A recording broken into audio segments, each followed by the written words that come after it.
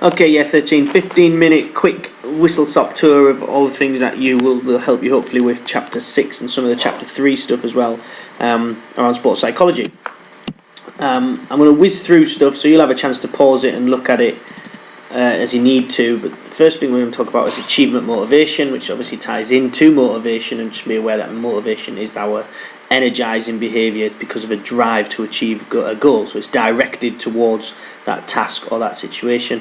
We know specifically about achievement motivation, and that's what I talked to you about with the Malteser experiment and showed you the results of that. So that's the drive in a sporting activity, and as you are aware, it refers to our competitive motivation and whether we have a tendency to approach success or a tendency to avoid failure. So it's TAS and TAF, which is created by NAC and NAF.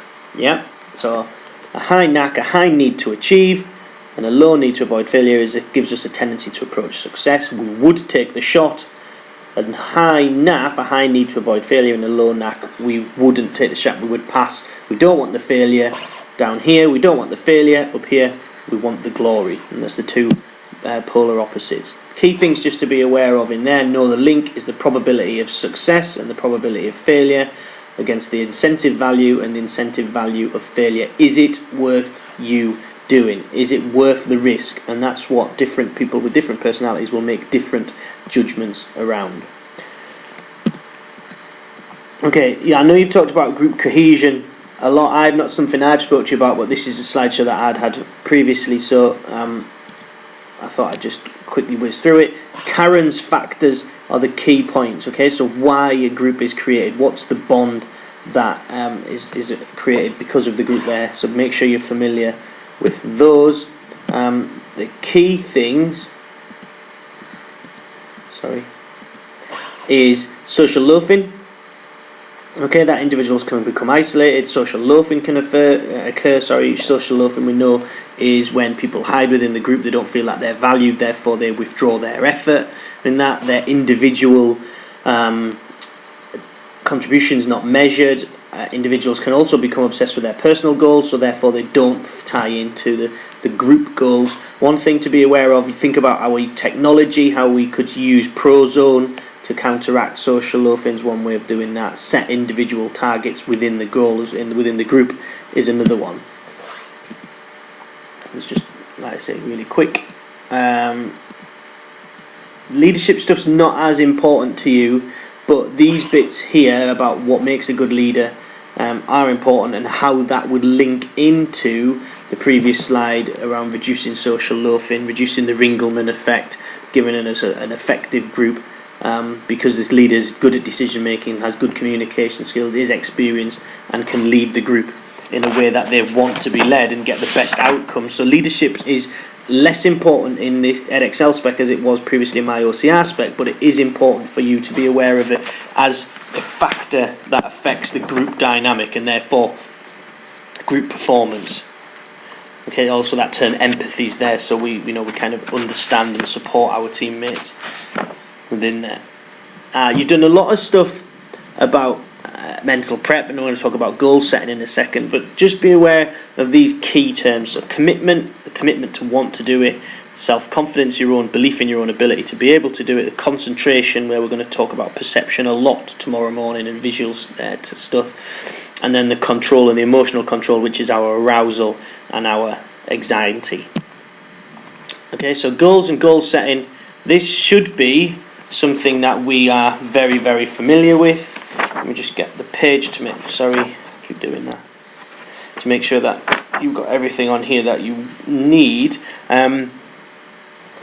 Your short, medium and long-term goals, they're different to your mesocycles and stuff that you've done with Mr. Schutt, but they are the periods of time, but they're just different bits of terminology.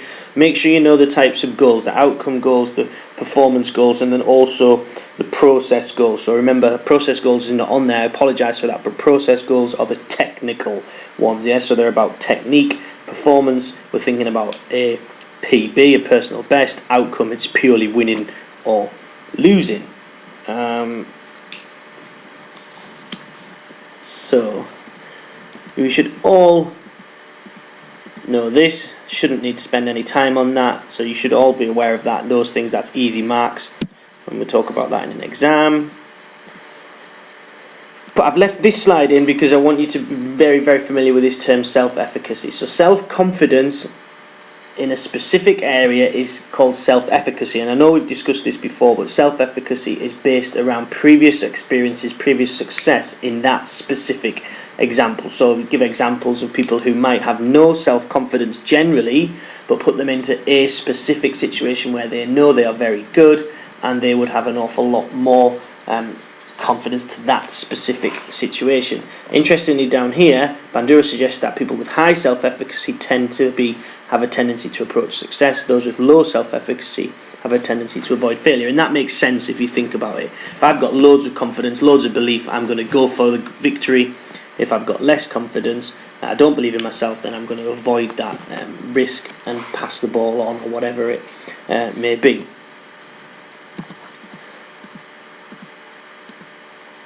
Okay, the self-efficacy theory, just for a bit of background. So previous accomplishments, obviously what you've done previously. Vicarious experiences, and you need to know that terminology, is vicarious experiences when you've seen somebody else do it, but importantly, the vicarious experiences, it's somebody who you believe to be equal or of similar ability to you. So that is not me taking you to the swimming pool, standing on the 10-metre diving board and saying, right, watch Tom Daley, then you are all going to be able to dive off that board. That wouldn't work. That's not a vicarious experience, because you all know Tom Daley's better at diving than you. A vicarious experience would be one of your teammates or your peer group being able to learn that skill and showing you, and then you seeing them learn it and thinking, actually, okay, I can do that. Verbal persuasion is what it is. You know, it's people saying positive things to you, trying to boost your self-confidence through saying nice, positive things about your ability, and your emotional control is your level of arousal and anxiety. So that then all feeds into your behaviour, what you actually do, or you the thought about what you do, and those are your persistence, your goals, how you attribute things, levels of effort, which lead into athletic performance. So that's a bit of a whistle-stop tour of that as well. This is really quick. You know, I'm expecting you'll go back over this numerous times and ask questions to me as you need to. Okay, the concentration thing is going to be more relevant tomorrow morning, and we're going to talk about this perceptual field and our visual ability and visual awareness a lot tomorrow. But just be aware that the perceptual field in a football match is the whole pitch, but for a striker in football, when they're shooting, the perceptual field narrows to the ball, his or her foot, the goalkeeper and the goal. So be aware that that perceptual field does narrow. Okay, attention on specific relevant environmental cues that do narrow down, but then also be aware that our level of arousal has a key input on our perceptual field. Too low, arousal level too low, our perceptual field too wide. Too high, our over-arousal, our perceptual field becomes too narrow, and we focus on one key thing and miss other important cues. Right, Nidafer's attentional styles. You do need to know this. There are 4 types of attentional styles: the broad, narrow, internal, external. There should be a diagram on the next slide. Yeah. So, important point here is that the elite performers switch very quickly between these different styles. Okay, so you don't just only have an external narrow. This is our tennis serve. Okay, our tennis serve.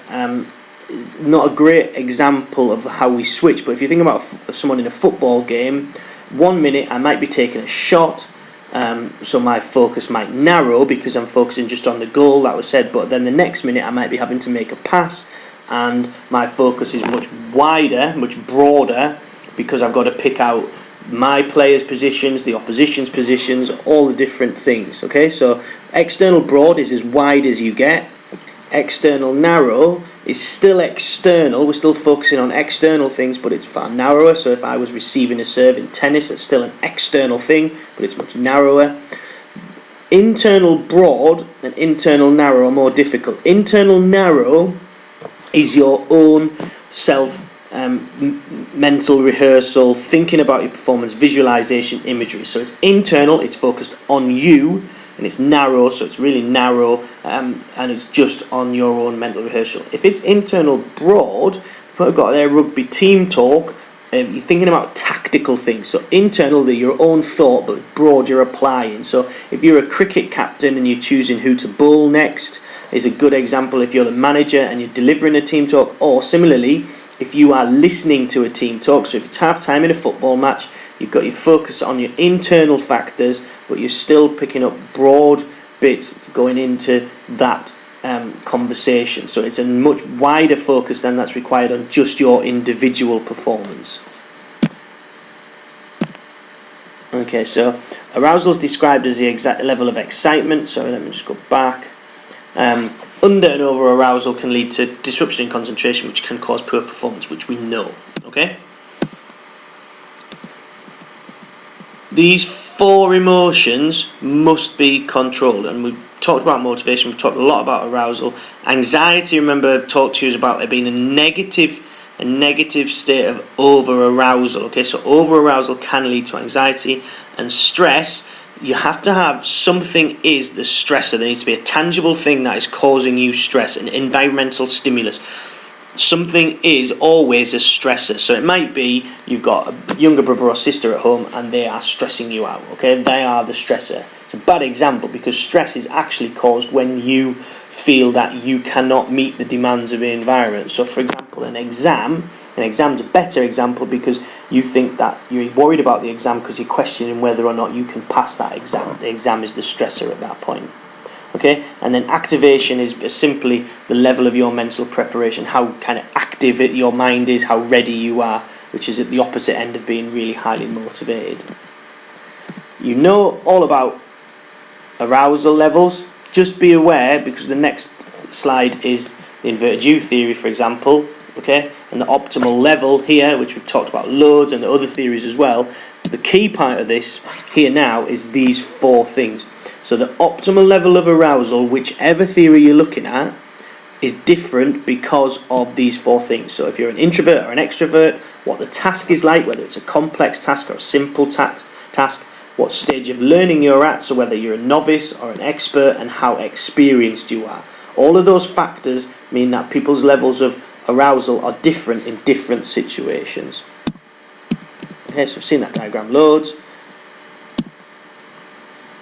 Okay, so anxiety occurs when there's an imbalance between an individual's perception of their ability and the perception of the demands and the importance of the situation. So it's closely linked to stress, all right? But this is, we're thinking about an overarching feeling here. So arousal, stress, anxiety are all very closely linked, okay? Importantly here, we've got to be able to cope with the situation. Okay, trait and state. Trait anxiety, as you know, trait is a constant. It's a personality trait, something you're born with, something that applies in all situations. State is to do with a specific situation. So you can also have trait and state confidence, similarly to self-efficacy. A somatic response to anxiety, somatic being physical, we get increased muscular tension, we get increased heart rate, increased respiration rate, and we can get a reduction in performance there. You might also get sweaty palms, that kind of nervous butterfly feeling in your stomach. And then cognitive responses, cognitive, we know our mind, our feelings, we get those negative thoughts, the doubting of yourself, and we get a reduction in our ability to process information, and therefore a reduction in performance. Really important, being able to manage our anxiety.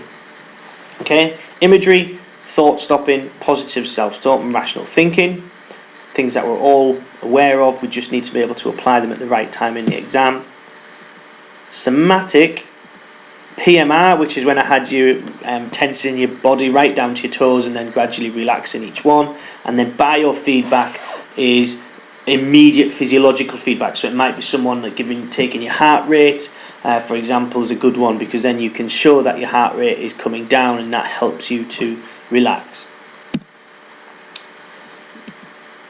Those were the things that we talked about just across those there. I'm going to stop this video here. I've got a couple more bits to do, so I'll send this out in 2 parts, but my software only allows me to do a 15-minute video, and we're nearly at that now before I go on to anything else. So this is part 1, and we'll see if we can get part 2 squeezed in as well. Alright, thank you.